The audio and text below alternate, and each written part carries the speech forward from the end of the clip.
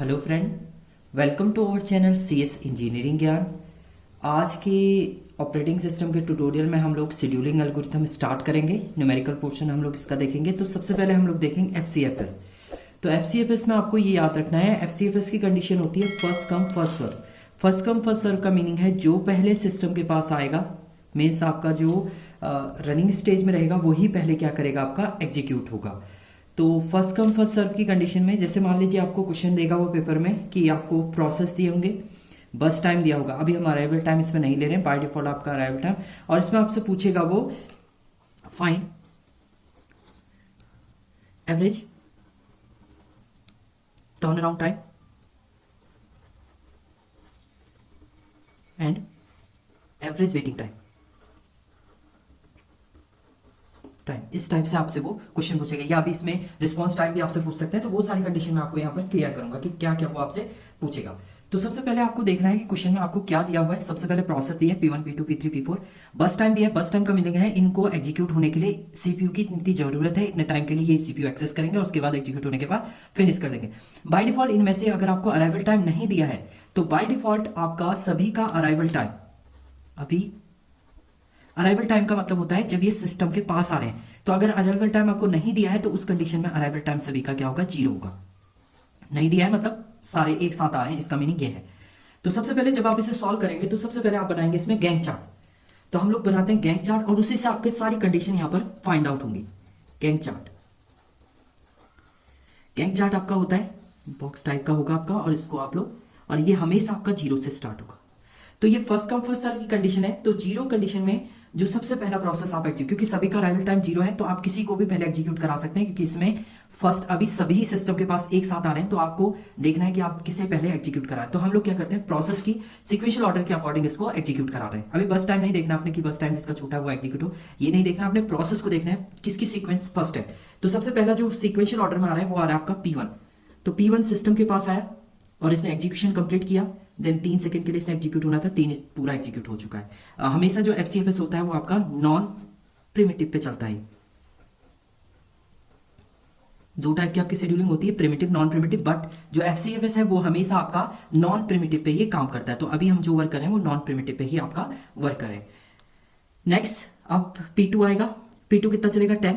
तो आपको क्या करना है, इस 3 के बाद 10 को ऐड करना है। तो 3 + 10 ये हो जाएगा, टोटल एग्जीक्यूशन टाइम जो हो जाएगा वो हो जाएगा आपका 13। नेक्स्ट आपका है P3। P3 को कितना है, 5 एग्जीक्यूट होना है, 5। तो 13 + 5 ये हो जाएगा आपका 18। और लास्ट आपका है P4। P4 को लास्ट में एग्जीक्यूट होना है। तो P4 को कितने 2 सेकंड के लिए एग्जीक्यूट होना है। तो 18 + 2 ये हो जाएगा आपका 20। तो ये तो आपका गैंग चार्ट यहाँ पर क्रिएट हो गया। यही गैंग चार्ट आपका पूरा कवर करेगा हर एक चीज को। अब अगर आपका गैंग चार्ट क्रिएट हो चुका है तो सबसे पहले आप निकालेंगे इसमें turn around, sorry, completion time. पहले हम लोग यहीं पर कंप्लीशन टाइम, मैं आपको 1 बाय 1 बताता रहूंगा क्या क्या आपको निकालना है। तो कंप्लीशन टाइम का जो फॉर्मूला होता है मैं यहां पर लिख देता हूं।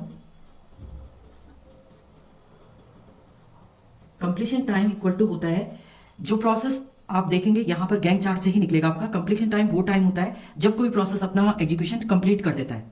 Complete execution, execution. तो देखिए P1 ने कंप्लीट कहां पर किया अपना एग्जीक्यूशन, 3 पे। 0 पे स्टार्ट हुआ था, 3 पे इसने कंप्लीट किया था। तो P1 का जो आपका एग्जीक्यूशन कंप्लीट हो जाएगा वो हो जाएगा आपका कितने पे, 3 पे। तो P1 का जो आपका कंप्लीशन टाइम हो जाएगा वो हो जाएगा 3। ऐसे P2 का, P2 कंप्लीट हो रहा है 13 पे। ये स्टार्टिंग नहीं देखना आपने, एंड देखना जहां पर P2 कंप्लीट हो चुका है। तो ये हो जाएगा आपका 13। नेक्स्ट है P3 आपका 18 पे कंप्लीट हुआ तो ये 18 हो जाएगा, एंड P4 आपका हो जाएगा 20। तो ये इसके कंप्लीशन टाइम हो जाएगा। इसके बाद जो नेक्स्ट हम लोग निकालते हैं वो निकालेंगे हम टर्न अराउंड टाइम। दूसरे पेज में ले लेते हैं ताकि ये थोड़ा अच्छे से बन जाए। तो नेक्स्ट हम लोग क्रिएट करेंगे, पहले मैं यहां पर फॉर्मूला लिख देता हूं। Turn around time, turn around time होता है आपका completion time minus arrival time. Completion time ये आपको पहले वाले में याद रखना है, इसके बाद सभी में सेम ही फॉर्मूला लगना है। कंप्लीशन टाइम मींस जिस समय कंप्लीट हुआ, माइनस अराइवल टाइम जिस समय वो सिस्टम के पास आया। तो अभी अगर आप देखें तो टर्न अराउंड टाइम हम लोग सभी का निकालेंगे। तो सबसे पहले हम लोग P1 का निकालते हैं। Turn around time of P1 का turn around time, completion time, P1 का कंप्लीशन टाइम 3 है और अराइवल टाइम 0 है, तो 3 माइनस 0 इसका हो गया आपका 3।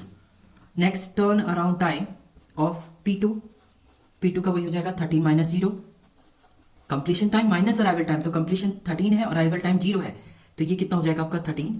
Turn around time of P3 का भी आपका वही होगा 18 माइनस 0, ये आपका 18 हो जाएगा। नेक्स्ट लास्ट हो जाएगा आपका turn around time of P4 equal to 20 minus 0, यानी इसका कितना हो गया 20।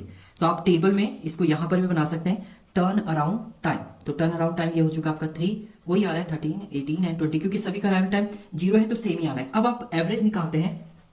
देखो पहला क्वेश्चन इसने बोला है एवरेज टर्न अराउंड टाइम आपको फाइंड आउट करना है, तो average turn around time equal to sum of each turn around time, इन सभी का सम आप करेंगे, डिवाइड कर देंगे 4 से। अब आप निकालेंगे average turn around time, average turn around time होता है आपका इन सभी को ऐड करना है और 4 से डिवाइड करना है, एवरेज तो आपका वही होता है, तो 3 प्लस 13 प्लस 18 प्लस 20 अपॉन 4, तो ये आ रहा है आपका 54 अपॉन 4, देन ये आ गया आपका 13.5 ms माइक्रो सेकेंड। तो ये तो आपका आ गया average turn around time, average turn around time हमारा ये फाइंड आउट हो गया। नाउ नेक्स्ट आपको फाइंड आउट करना है इसमें वेटिंग टाइम, तो वेटिंग टाइम के लिए भी आपके पास फॉर्मूला है, waiting time equal to turn around time, ये फॉर्मूला आपको याद रखना है, turn around time minus burst time, ये फॉर्मूला आपका चलेगा waiting time equal to turn around time minus burst time. तो टर्न अराउंड टाइम आपका 3 है, बर्स्ट टाइम आपका 3 है, तो इसने कितना वेट किया आपका वो आप यहां पर फाइंड आउट कर लेंगे। तो हम लोग निकालते हैं वेटिंग टाइम ऑफ P1। तो देखिए P1 का वेटिंग टाइम क्या होगा आपका, इसे आप देखेंगे यहां पर, तो P1 का waiting time turn around time minus burst time, तो कितना हो जाएगा 3 माइनस 3, यानी इससे कुछ भी वेट नहीं किया, ये जैसे आया सिस्टम के पास और वो एग्जीक्यूट होना स्टार्ट कर दिया इसने। Same waiting time of P2 का फाइंड आउट करेंगे, P2 का टर्न अराउंड टाइम 13 है, 13 माइनस 10 इक्वल टू कितना आ जाएगा आपका 3। Next waiting time of P3 equal to 18 minus 5, यह आ जाएगा आपका 13, and waiting time of P4 equal to हो जाएगा आपका 20 माइनस 2, यानी ये कितना हो जाएगा आपका 18।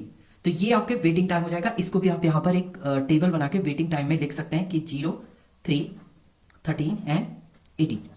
अब इसके बाद आपसे जो क्वेश्चन में पूछा है वो पूछा है एवरेज वेटिंग टाइम आपको फाइंड आउट करना है, तो आप यहां पर लिखेंगे एवरेज वेटिंग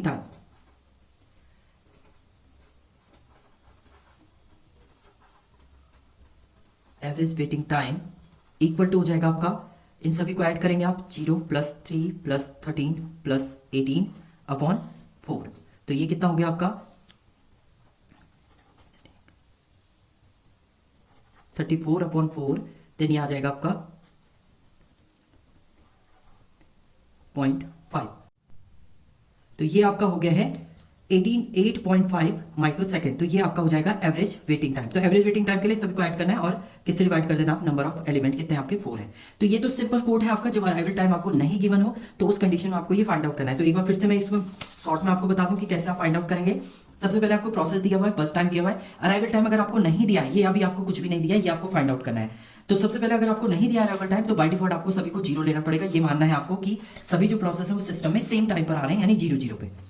जो आपका FCFS है वो हमेशा नॉन प्रिमिटिव पे काम करता है। सबसे पहले आप बनाएंगे गैंग चार्ट। गैंग चार्ट क्या होगा आपका 0, सबसे पहला प्रोसेस है P1, ये 3 सेकंड पूरा एग्जीक्यूट हुआ और उसके बाद ये 3 पे कंप्लीट हो गया। फिर P2 10 सेकंड, तो 3 प्लस 10 ये 13 हो जाएगा। नेक्स्ट P3 आपका आया 13 प्लस 5 18, फिर आपका हो जाएगा ये 20। अब देखिए कंप्लीशन टाइम आपका मेन है। कंप्लीशन टाइम वो टाइम होता है जब आपका प्रोसेस कोई कंप्लीट कर दे अपनी प्रोसेस। तो P1 को अगर देखेंगे तो P1 3 पे कंप्लीट हुआ है पूरा एग्जीक्यूशन, तो 3 हो जाएगा। P2 13 पे हुआ है 13। P3 लास्ट वाला देखना आपने, स्टार्टिंग नहीं देखना, उसका एंडिंग देखना है। P3 कहां पर वो खत्म हो रहा है, तो 18, एंड P4 आपका 20 पे खत्म हो गया।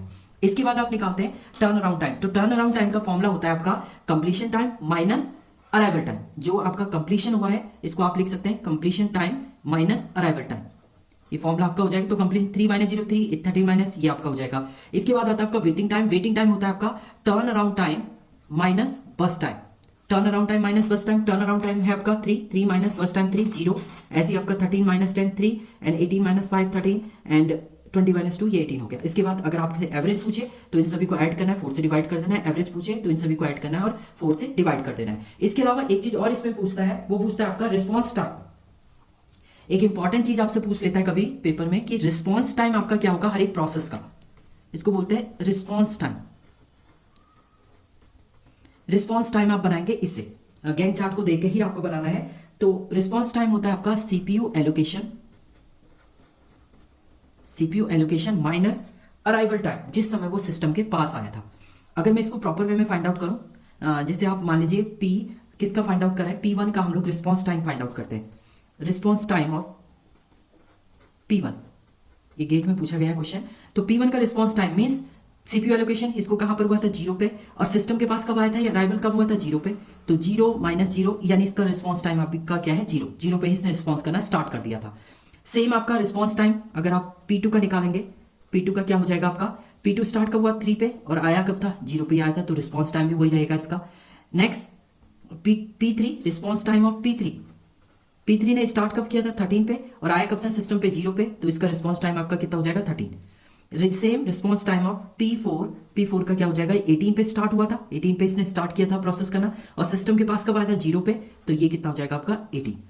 तो ये आपका क्या हो जाएगा रिस्पॉन्स टाइम हो जाएगा। अगर वो एवरेज रिस्पॉन्स टाइम बोलता है तो सभी को ऐड करना है और डिवाइड कर देना आपने किससे 4 से। और हमेशा याद रखना वेटिंग टाइम और रिस्पॉन्स टाइम मैक्सिमम टाइम आपका सेम आएगा इन नॉन प्रिमिटिव के केस में, पर प्रिमिटिव में ये चेंज हो जाता है। तो ये तो अभी इसकी कंडीशन थी अराइवल टाइम आपका 0 है। जब अराइवल टाइम आपका कुछ दिया हो तो कंडीशन सारी चेंज हो जाएंगी, फॉर्मूले आपके वही रहेंगे कि तो टर्न अराउंड टाइम वही रहेगा आपका, वेटिंग टाइम वैसे ही आप निकालेंगे, कंप्लीशन टाइम वही होगा, गैंग चार्ट आपको वैसे ही बनाना है। तो ये सारा प्रोसेस नेक्स्ट ट्यूटोरियल में आपको बताऊंगा मैं अराइवल टाइम के साथ। Thank you friend.